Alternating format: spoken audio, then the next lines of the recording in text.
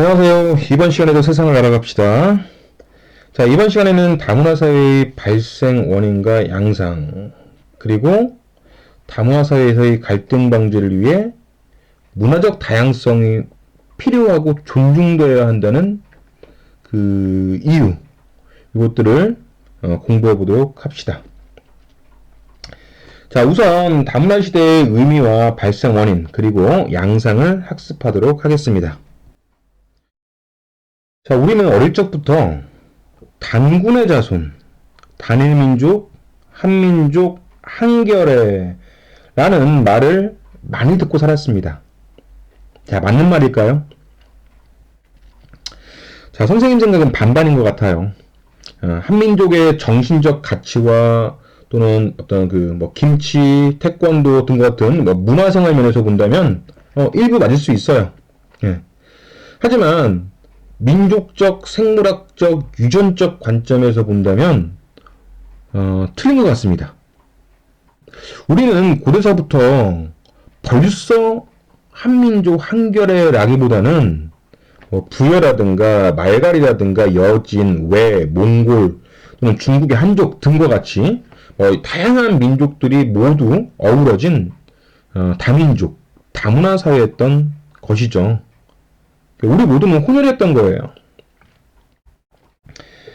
자, 선생님의 딸의 유전자 분석 결과를 가지고 말해볼까 합니다. 제 딸의 개인정보라서 많이 공개하진 않고 조금만 공개해 볼게요. 자, 한국인의 평균적인 결과, 유전자 결과를 보면요. 우선 평균적으로 그림과 같은 모습을 띱니다. 평균적으로 그토록 자부해 오던 우리 한민족의 유전자는요, 49.6%. 과반도 되지 않습니다. 우리 유전자의 약 4분의 1은 일본인이고요. 약 5분의 1은 중국인입니다. 한국인들은 중국인보다는 일본인의 유전자 특성을 더 많이 가지고 있네요. 그리고 우리 다 몽고 반점을 가지고 있어서 다 몽골의 후손이라고 이야기하는데 몽골인은 의외로 1.8%밖에 안 되고 동남아시아인의 유전자가 2.6% 골고루 있고요. 그리고 시베리아인의 유전자도 가지고 있습니다. 이것이 여러분이 말하는 한국인이죠. 자, 제 딸을 보면요. 다행스럽게도 제 딸의 한국인 유전자는요. 54.22%로 과반을 넘겼습니다. 이 평균보다 한 5% 정도, 5%포인트 정도 높네요. 그런데 말입니다. 이 54.22%가 전체 한국인 중 97.42%에 해당한다는 거예요. 그만큼 높은 값입니다. 전 여기에서 처음 이 검사 결과지를 받아보고 충격을 받았습니다. 한국인인데 한국인의 유전자가 54%밖에 안 되고 이 54.22%가 대한민국 상위 3%에 들어가는 높은 수치라는 것. 여기에 충격받은 거죠. 자, 여러분에게서 한국인의 유전자는 과연 몇 프로일까요?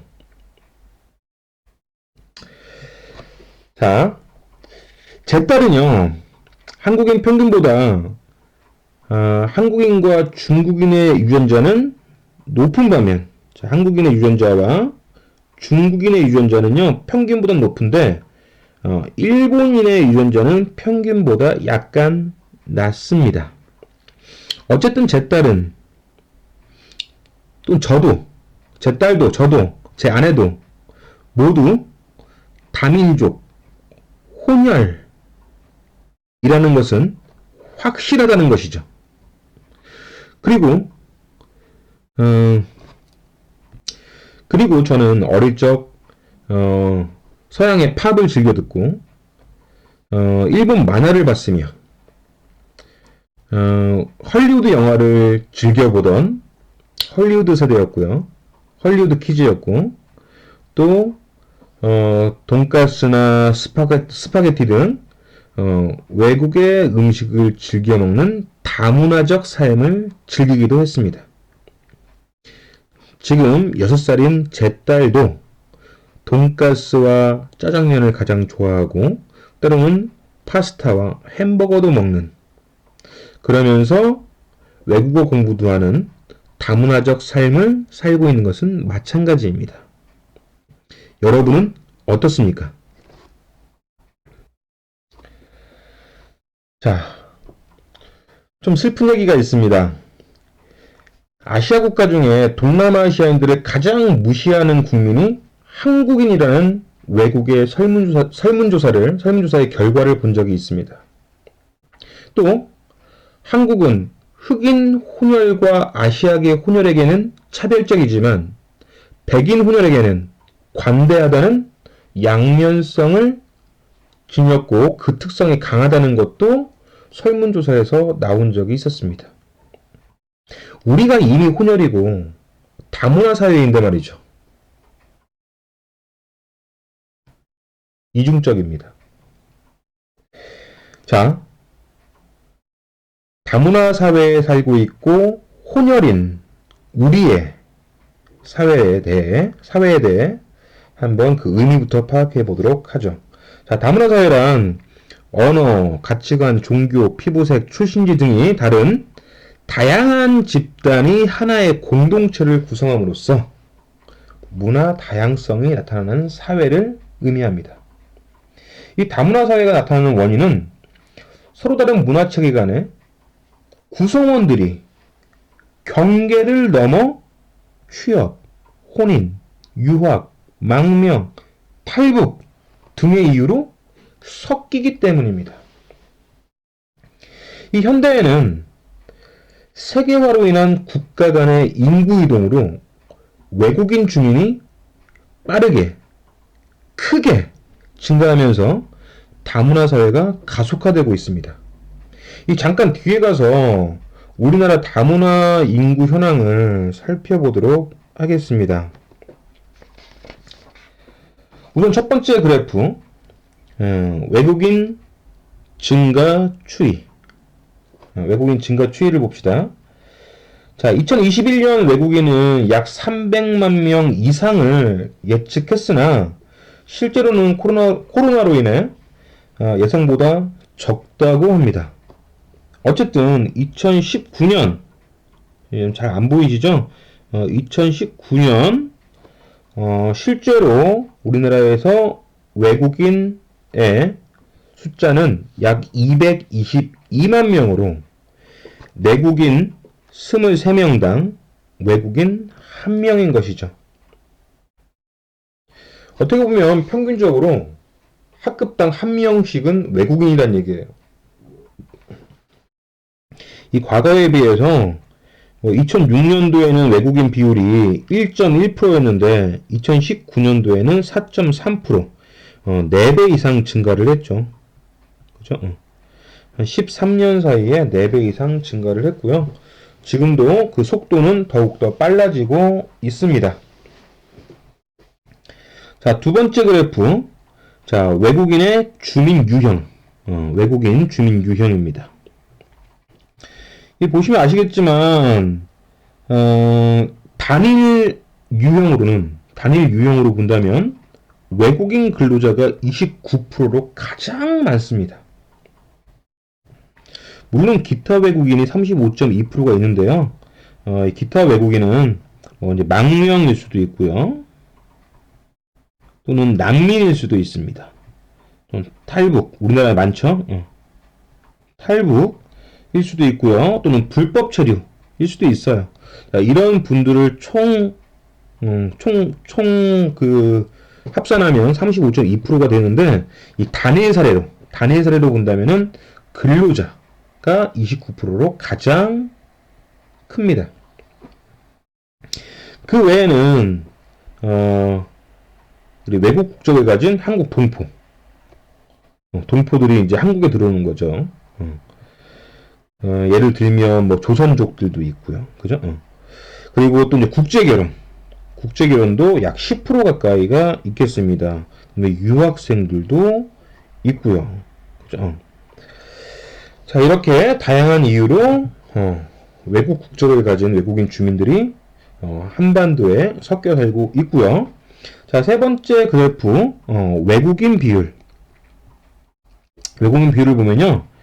야, 눈에 띄는 게 있죠? 그렇습니다. 중국인이 13.8%, 그리고 한국계 중국인, 즉 조선족이 36.7%. 이 둘을 합치면요. 어느 정도 되죠? 약간 50.5%. 그래요. 예. 중국이란 나라에서 우리나라로 들어온 외국인이 우리나라에 있는 전체 외국인 중에 절반 이상을 차지하고 있습니다. 그 외에 여러 나라가 조금씩 섞여 있고요. 특히 베트남이라든가 태국이라든가 이런 나라들은 국제 결혼으로 많이 들어오신다고 합니다. 자, 다시 앞으로 가서요.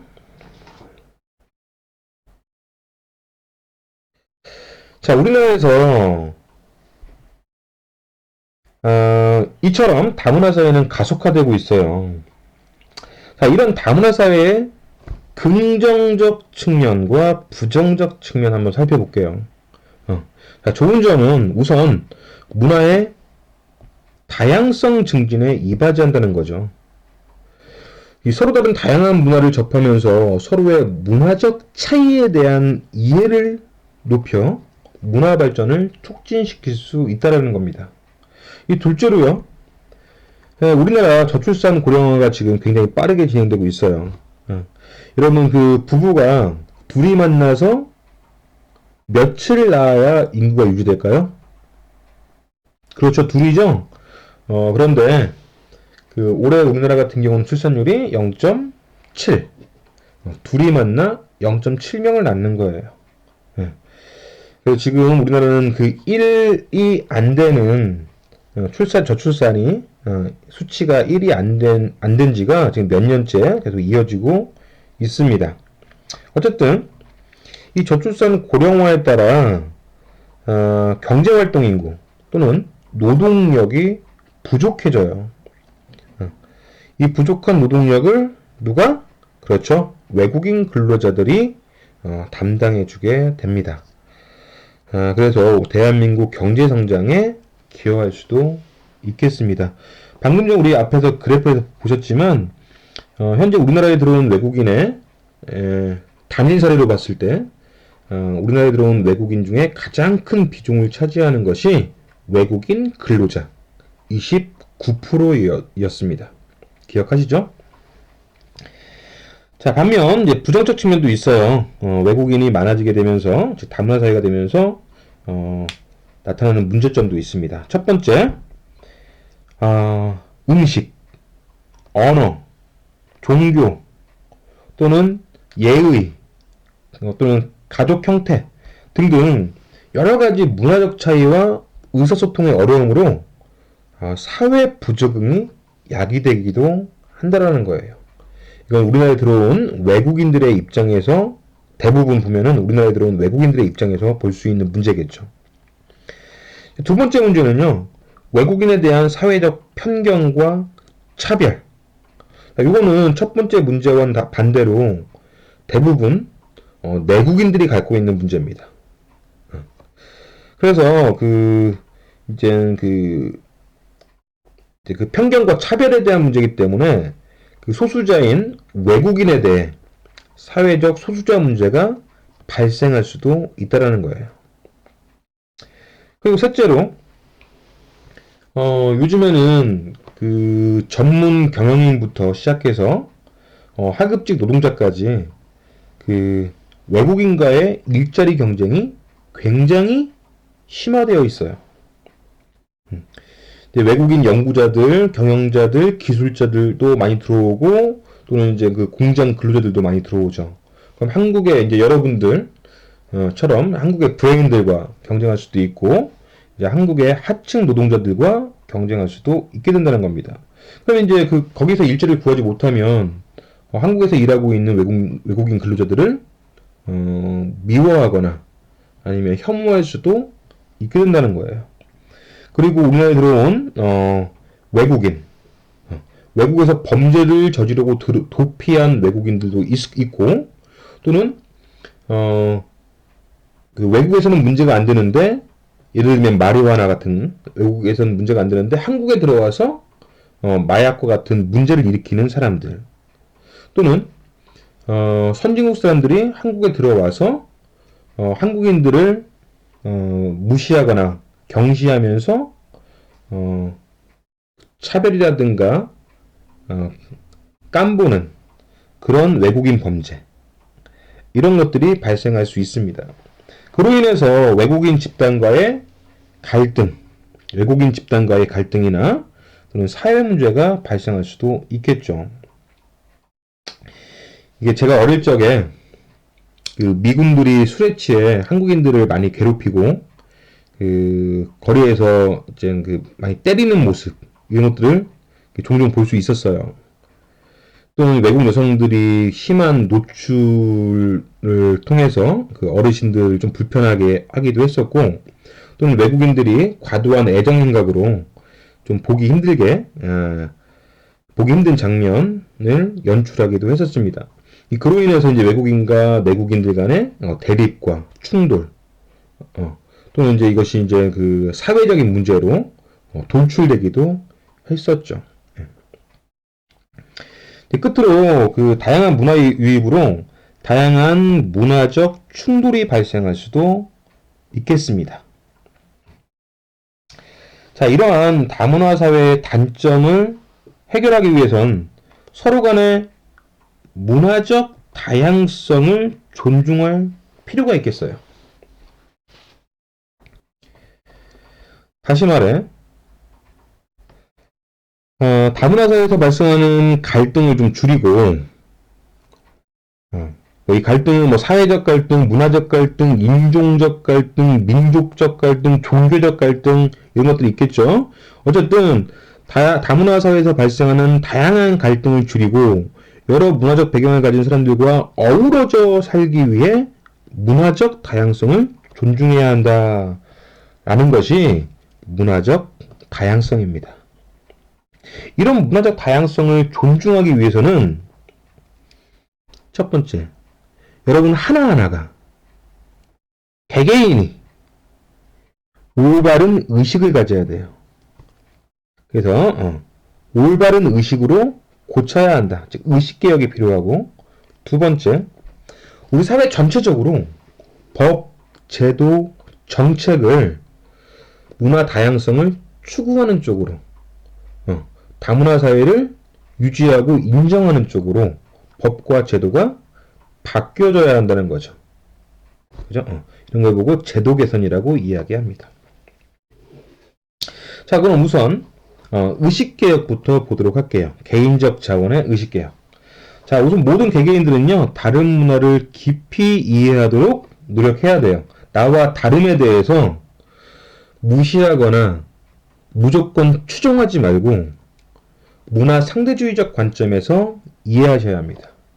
그래서 이때 필요한 태도가 관용과 문화 상대주의적 태도, 그리고 문화 융합을 지향하고 문화 절대주의는 지양, 버려야 합니다. 문화 절대주의 뭔지 아시죠? 자문화 중심주의, 그리고 문화 사대주의. 즉 어떤 특정한 문화를 옳다, 어떤 특정한 문화는 나쁘다 라고 여기는 태도를 문화 절대주의라고 해요. 이건 버려야겠죠. 두 번째로, 자, 개방적인 자세와 그리고 인류 공동체적 입장에서 모든 인류는 다 존엄하고 모든 인류가 가진 문화는 다 소중하다라고 하는 세계 시민의식을 함양해야겠어요. 이 둘은 우리 모두가 개개인의 머릿속에 집어넣고 깊이 인식해야 할 것이겠습니다. 자, 두 번째 제도 개선 볼게요. 제도 개선은요, 법, 제도, 정책적으로 다문화 교육을 강화시켜줘야 돼요.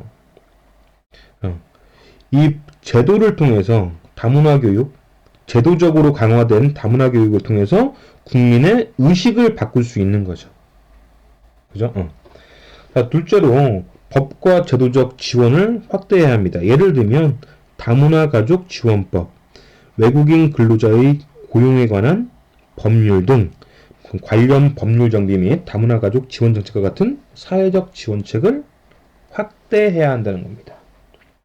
지금 우리나라의 문제점은요, 이 다문화 가족이나 외국인 근로자를 지원하는 법률들이 여러 부서라든가 관계 기관에 하나로 통일되어 있지 않고 여러 그 관계 기관으로 분산되어 있다는 거예요. 뭐 여성가족부, 고용노동부, 교육부 이런 식으로 나눠져 있어서 이것들을 총괄적으로 책임지는 컨트롤 타워가 없다는 것이 우리나라의 문제입니다. 그래서 다문화 사회인 우리나라에서 다문화 사회가 유지되고 존중될 수 있도록 또는 문화적 다양성이 존중될 수 있도록 우리 정부도 법 제도를 개선하면서 고치면서 노력해야겠습니다.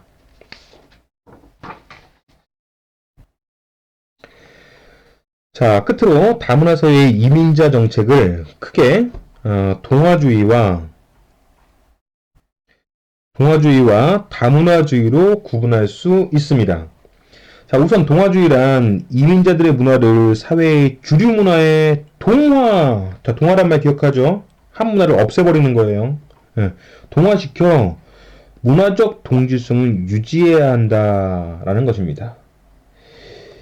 이 동화주의는 이주민 집단을 주류 사회에 동화시키는 것이 정책의 목표가 돼요. 대표적으로 용광로 정책이 있습니다. 죄송합니다. 용광로 정책이 있습니다. 이 용광로는 모든 것을 녹여 하나의 쇳물로 만들어버리죠. 이 동화주의가 바로 이 용광로가 바로 동화주의를 상징하는 거예요. 다 녹여서 하나로 만들겠다라고 하는 겁니다. 다양성을 인정하지 않겠다는 뜻이죠. 그래서 이 동화주의에서 이주민들이라는 것은 동화의 대상일 뿐이고 통합의 객체입니다. 즉 언제나 손님이에요. 그리고 이방인이고 그냥 우리나라에 일하러 온 노동자일 뿐이다 라고 보는 겁니다. 이 용광로처럼 이주민 집단이 주류 사회로의 완전한 동화가 이루어질 경우에는 사회 통합 및 질서 유지에 기여한다 라는 장점도 있지만 문제는요, 소수 문화를 다 녹여버리잖아요. 또 문화 다양성을 무시하는 거잖아요. 그러다 보면은 외국 문화를 가진 사람들을, 또 다양한 문화를 가진 사람들을 무시하거나 간과할 수 있게 돼요. 그래서 인권 침해 등이 발생할 수도 있다.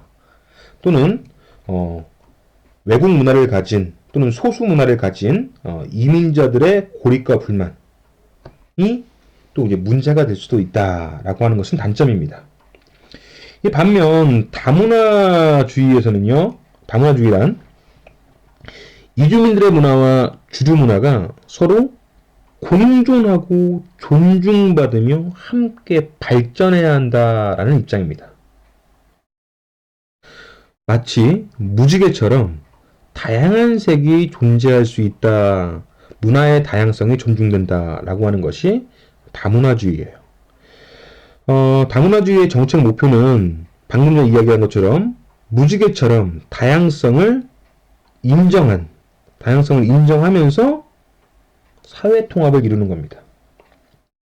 이 대표적으로 샐러드볼 정책이 있어요. 이 샐러드볼, 즉 그릇인데 이 다양한 채소가 각자의 맛과 모양을 유지한 채 하나의 샐러드가 되는 것처럼 이 샐러드볼이 바로 다문화주의를 상징하게 되는 거예요. 비슷한 사례로 캐나다에서는 모자이크 정책이라고 이야기하고요.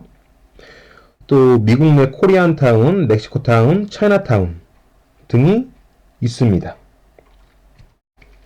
이 다문화주의에서는요, 이주민들을 문화적 다양성을 높이는 원천 또는 사회 구성원의 일원, 우리 사회의 주체, 주인공이라고 봅니다. 즉 손님이 아니라 주인이라고 보는 거죠.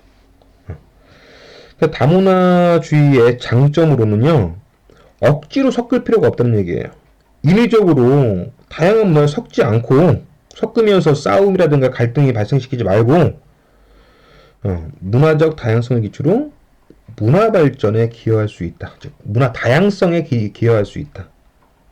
라고 하는 건 장점이 됩니다. 문화적 다양성을 향상시킬 수 있다는 건 장점이 돼요. 하지만 이 다문화 구성원들이 지나치게 자기 문화의 독자성만을 강조한다면 어떻게 되겠어요? 서로 피터지게 싸워야겠죠. 예.